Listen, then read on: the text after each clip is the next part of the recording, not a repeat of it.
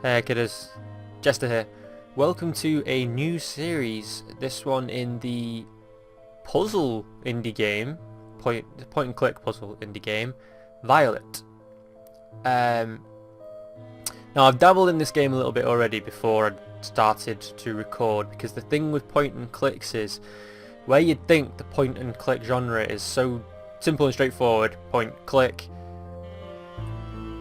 real, you know, if you're more familiar with them as a whole, you're aware that though that method, that mechanic is universal in them all, each one brings its own little flavour or own little knack or something extra to it, and this game is by far no exception. It's a puzzle game, and it's not a forgiving one.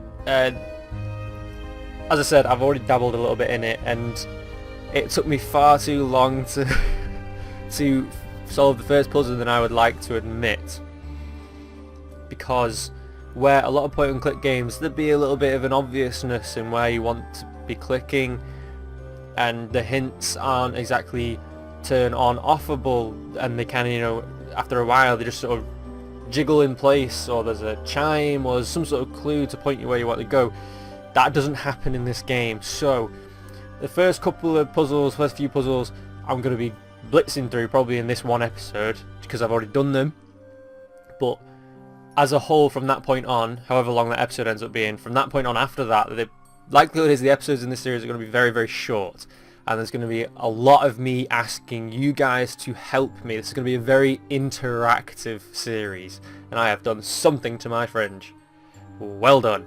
So yeah, so this is this is going to be a very interactive series, a very unusual series for my channel, because usually I'm running around being an idiot, and well, let's face it, I'm still going to be an idiot, but I'm not going to be running around in the same way. I'm going to have to come at this with much more patience, and for that fact, you may find that in a lot of the episodes there'll be sections cut out where I'm just sat here in silence trying to figure out in my own head. I don't usually do that kind of thing. I usually like to leave an episode as a whole, but it's going to happen this time. And if there ever comes a point where a puzzle is taking me much too long, that's going to be where the episode is going to end.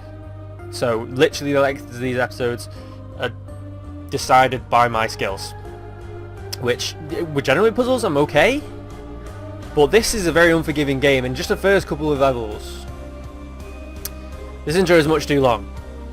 But I feel like that needs to be said and explained. So, without further ado, we're just going to go. It's not continue game, because we're going to start a new one. And no, I'm going to overwrite. We're going to start over. We're going to start fresh. I did like 2, maybe 3 puzzles, I suppose you could count them as. Oh well, the third one I didn't quite finish off. Something else you're going to notice about this game as well is another reason why it's slightly unforgiving is that there's no when there are hints, kind of, then they're not very easily accessible ones. They very much make you think, which is a good thing, a really good thing. It's a challenge, because there's no voice. So far anyway, in how far I've gotten, there are no voices in this game, and there are no subtitles, no written cues. Everything is very visual. When you talk to other characters in this game, you just have little speech bubbles with pictures in them, which can be very vague and at times confusing, but I think that's the point. It makes you think in a visual mindset, which, I'm going to go slightly off topic here. In my day-to-day life outside of making videos, I'm learning sign language, and the whole thing, the culture and the skill set behind it is all so visual. So I really appreciate that this game brings that angle.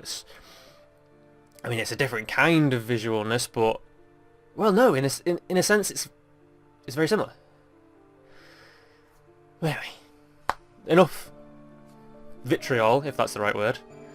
The premise behind the story of this game is that you are Violett, and you have moved away from your friends and your old school. Your parents have dragged you away, that's why she's so upset, to this new place, and you're not happy about it. But then something happens, she gets dragged into this other world. It's like miniaturized in a sense. You'll see in a second. I'm not spoiling anything. You're going to see it in literally 10 seconds. So, and when I watched the trailer and I've read about this game, it gave me a very Wizard of Oz meets Alice in Wonderland kind of sense, in the sense that you are being dragged to a completely different world where it's just craziness. So odd and visually stunning. The ideas that must have been in the developer's mind to come up with this.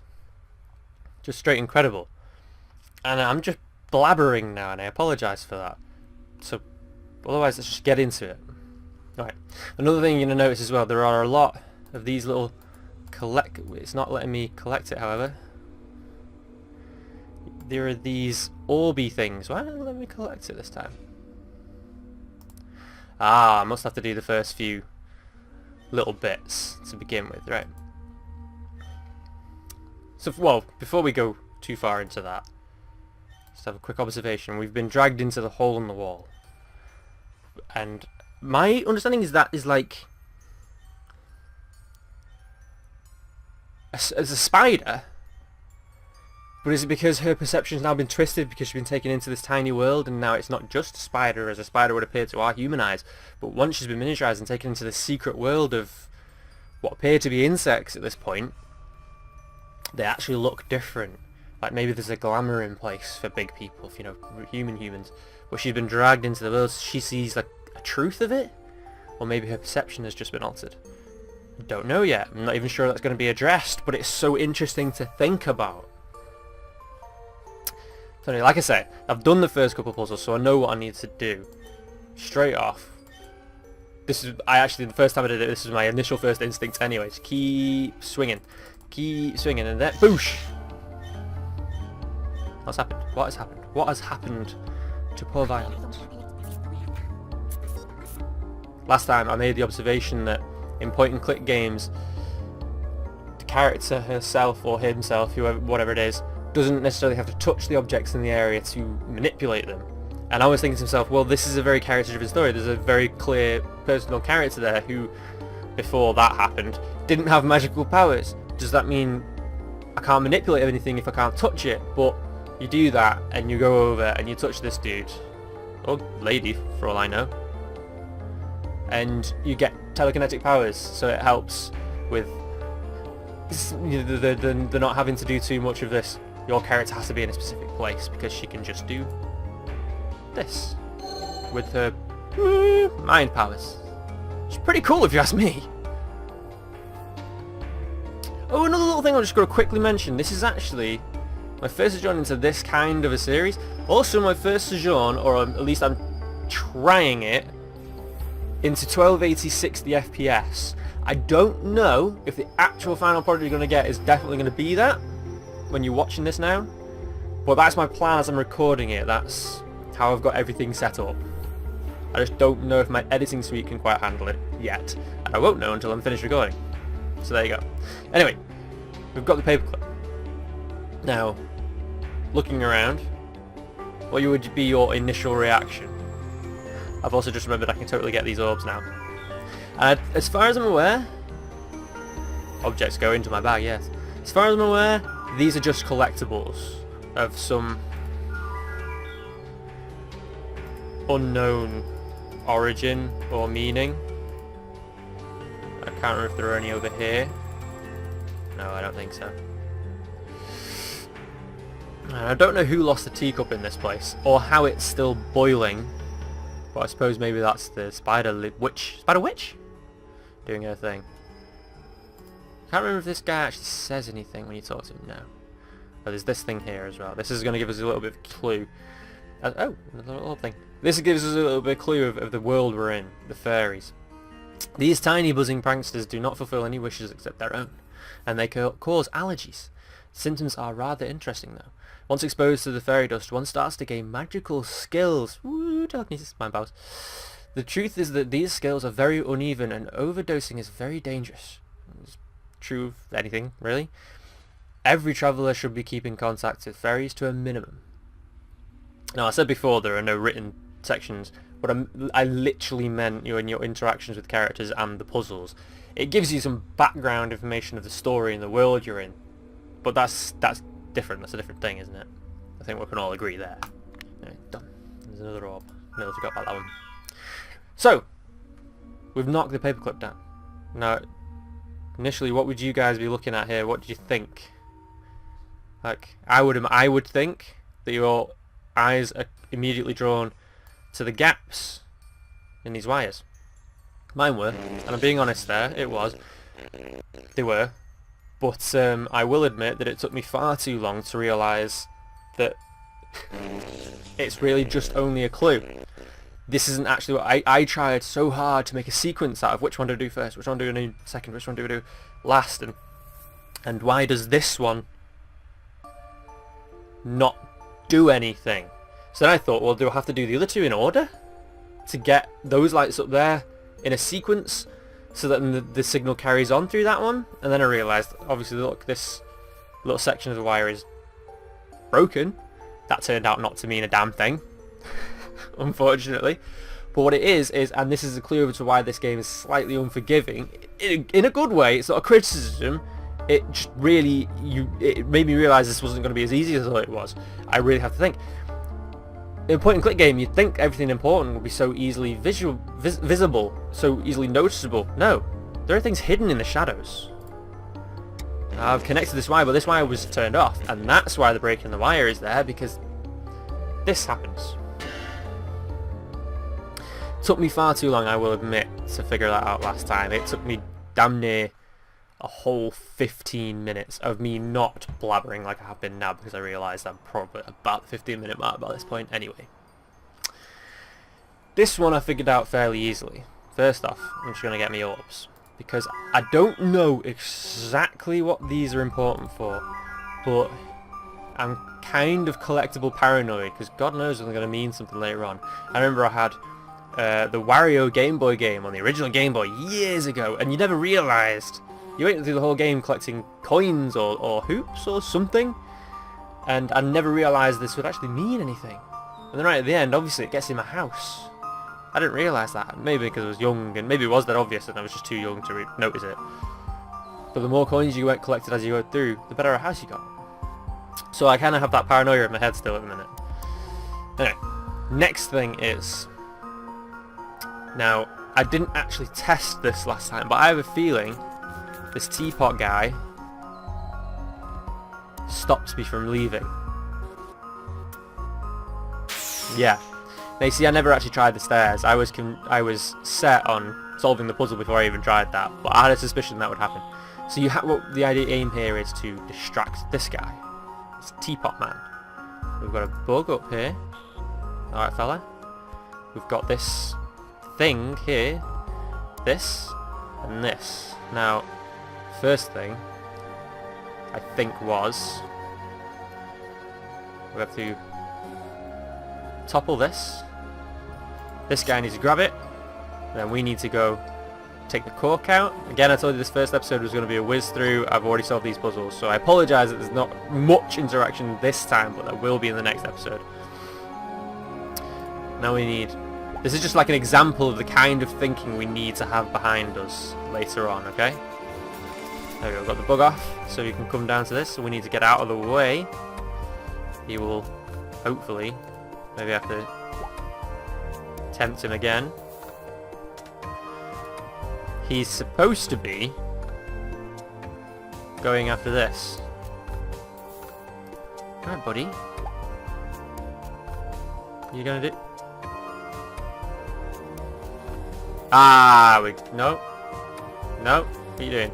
There we go. Thank you. It took you long enough. I think that might have been a slight glitch, but it's forgivable. So we've distracted him over with the honey, I'm guessing it is.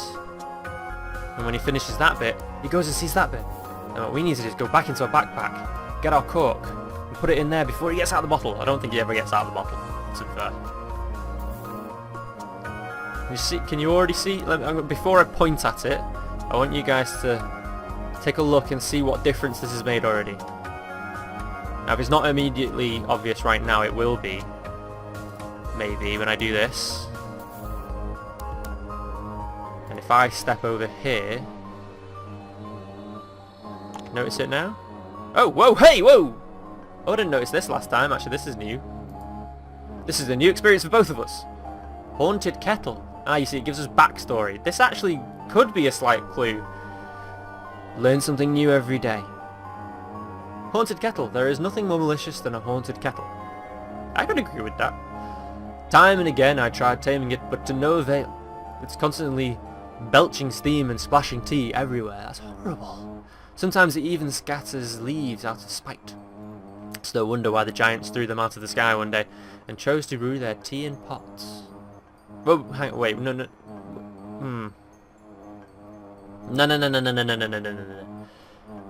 No, I'm sorry.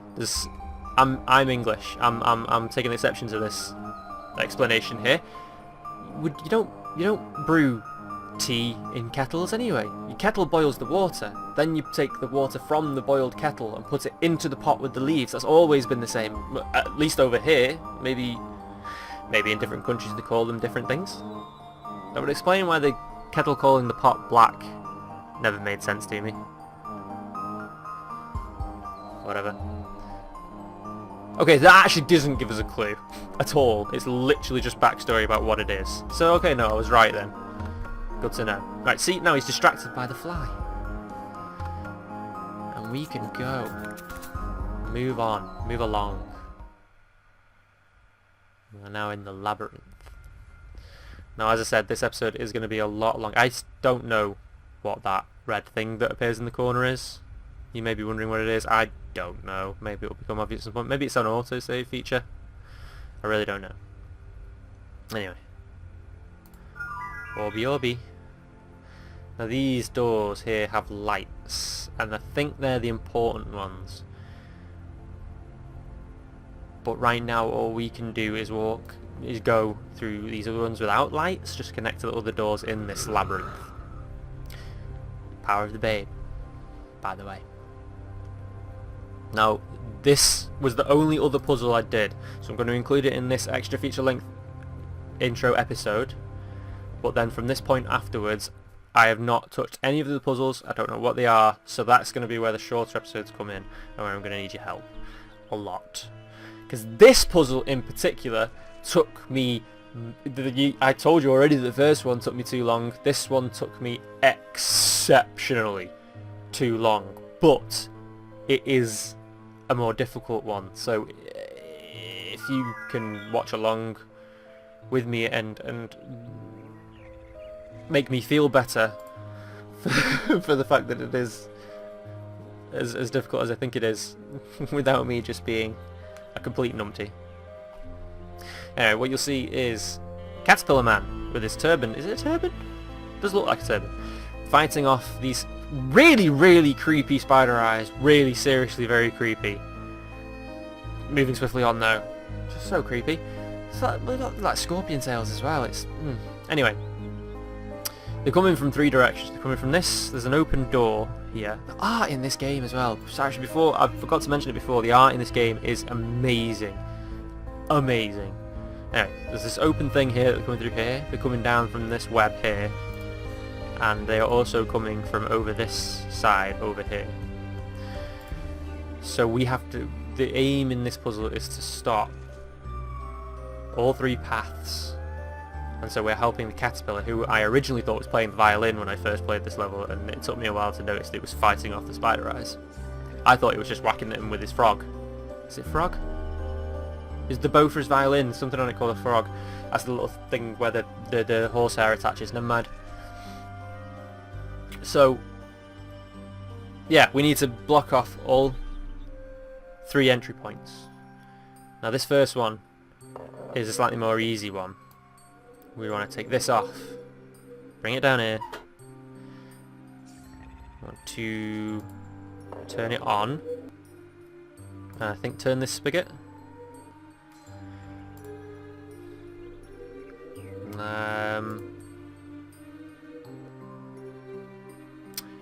but not before.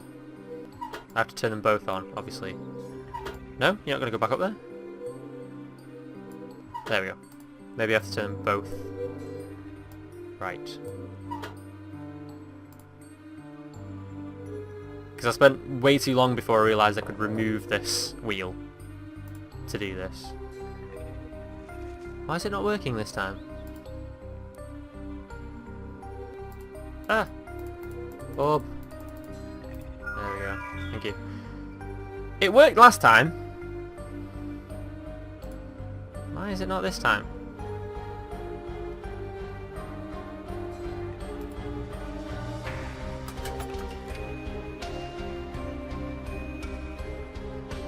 I swear to God, I made this work last time. Really, what I decided was much more easily than it should have taken me last time. Why is it not working this time? Oh, I remember. I need to sever this string. Right, now you see, again, clear blooming example of why I'm an idiot. I need to turn this again, I think. There you go. See, again, clear example of why I'm going to need your help. Because I've already solved this one. And I've already forgotten that fact. There you go. Another example of why you really need to have your eyes open in this game, if you're going to help me, is this switch here. It took me so long to find that switch, because this becomes a string of switches that goes... Where's the next one? It's along here somewhere. The next one is up here somewhere, I'm sure it is. I have to move some of these around. I'm sure it was here. Am I wrong? Am I misremembering again? Ah, no, there it is. It's underneath the shelf. And there's one there. And we need to solve this puzzle here before we can finish that one. That's another thing.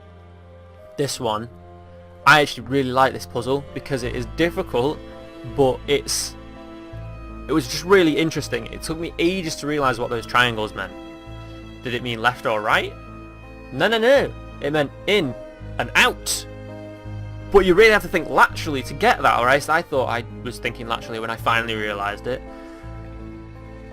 So if you want to pause and take a minute for yourselves to think what that might mean before I go into it now, go ahead. Otherwise, I'm going in at the deep end. Because the ones that have the markings on them, you can only move them if you've set up the other drawers a particular way. Not like a specific way, but a particular way. You can only move that one if you have 7 drawers, including itself, if it's already out. Out. That's what the arrow means. If there are 7 drawers out, you can then manipulate that one. And the idea is you have to move them all into a certain way to... Well, you'll see. Let's just go into it. There is 1, 2, 3, 4, 5, 6 already out, so we can move this one. No, wait, what? 1, 2. Oh no, there's only 5 out. My apologies. The blank ones are pretty much, you can do whatever with them. That gets us an orb. There are 1, 2, 3, 4, 5, 6, 7 out now. Nope, that was the wrong one. There are 8 out, so I can move that one, and I want to get the ring. That's important. You'll see why in a bit. Now we need 1, 2, 3, 4, 5, 6. There are 7 out here, so we can move this one. I don't think I actually want to do that right now, though.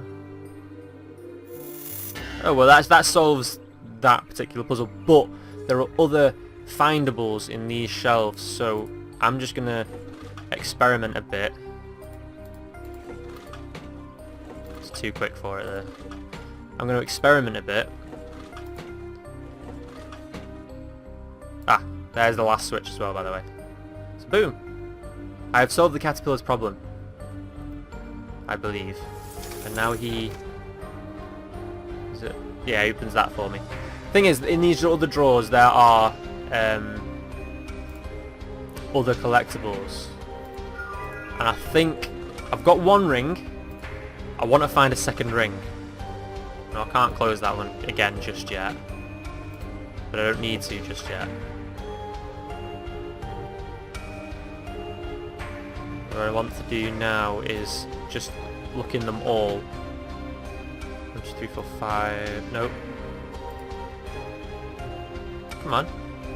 5, 6, to make sure that I don't leave any collectibles behind, because I'm paranoid about that kind of thing. Too fast for it again. Well done, Chester.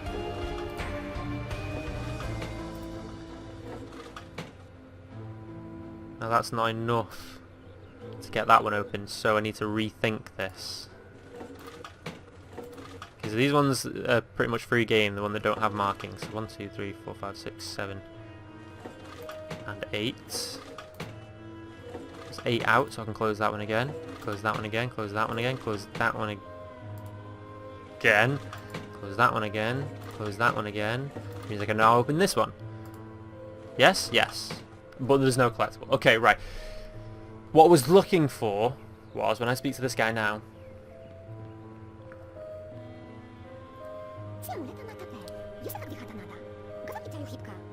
This is the example of... I don't know what this means. I mean, it looks like those pieces together would be the amulet that changed me in the first place. But I don't remember seeing it get broken or taken away from us. But I guess that's just something that happened in the magical process of me shrinking. Or Violett shrinking. The other thing is, we're going to talk to him now about... I think... Oh, maybe I actually have to go look at the thing it's already... Because this thing here, look, I want to get this blue orb. But I can't do anything. Not even with my magical telekinetic powers. So... we talk to him now, and he tells us something about... we should do. There we go. We need a key for the jar thing? He wants 2 rings. I only have 1 ring. See? We can give him that 1 ring. Woo. But now he still wants the other one. I don't know where the other one is. I don't know if it's in this room, if I'm going to find it somewhere else. Don't know yet. But at any rate, she won't do that. She won't go there yet. She won't do anything with that teacup. She won't even go to the ladder. So, have I definitely opened all those drawers? You guys let me know. I think I did. I think. Yeah, so we can't... I don't know what the deal is there. Oh, hello. No, nothing there. That I didn't do that last time. No, so I don't know where the second ring is. And that, okay, and there we go. That is literally as far as I got the first time round. So that's all the puzzles I already knew how to solve up to this point. Solved again. So I'm going to call the episode here at this point. Going back out to the labyrinth. Because I'm obviously going to have to go in a different direction. Now, the way I want to do this now, kiddies, is if you have played this game before and you actually have literal solutions to help me, like where the second ring is or what future puzzles I'm going to get in, excuse me, please, I beg and ask you not to ruin them for me. This is an interactive series, but I don't want you to just give me the answers. I would really much prefer that people who have not played this game before, or maybe if you've played it so far back that you can't remember solutions, I might forgive you for this. Give me hints or your ideas of what could be solutions in the future. Now obviously at the end of this episode I've not left any mysteries other than the gold ring thing. You can just give me an opinion of whether you think it's in that room or whether you think I'm going to find it in another room. Otherwise you can give me opinions on whether you think this series, I've just noted another orb, is going to be a success or not. If you don't want me to bother, if you think it's a bit weird, fair enough. I'm probably still going to carry on with it though, because I think it's going to be fun just for me, if nothing else, and I'm still going to carry on with Resident Evil nonetheless, because these episodes are most likely going to be quite short. So yeah, so what's going to happen is this is going to be going up now, and then tomorrow I'll play a bit more up to a point where I might get stuck. Like I might be able to power through a puzzle myself, but if it's taking me too long to solve it, that's when I'll end the episode and I'll ask you guys to help me, which means there's probably also going to be a few skips in the episodes if I'm literally just sat here thinking something through and not talking. But otherwise, yeah. Thanks for joining me, kidders. I've been Jester. This has been Violett, a kind of experimental series, really. I'm interested to see how it goes. It might be a flop, could be a success. I don't know. Let's find out. Don't forget to like and subscribe if you like what you see and you want to see more. You've been awesome. I think I forgot to say that a minute ago. I did. You've been awesome. You have been awesome. You always are. And I will see you through the week.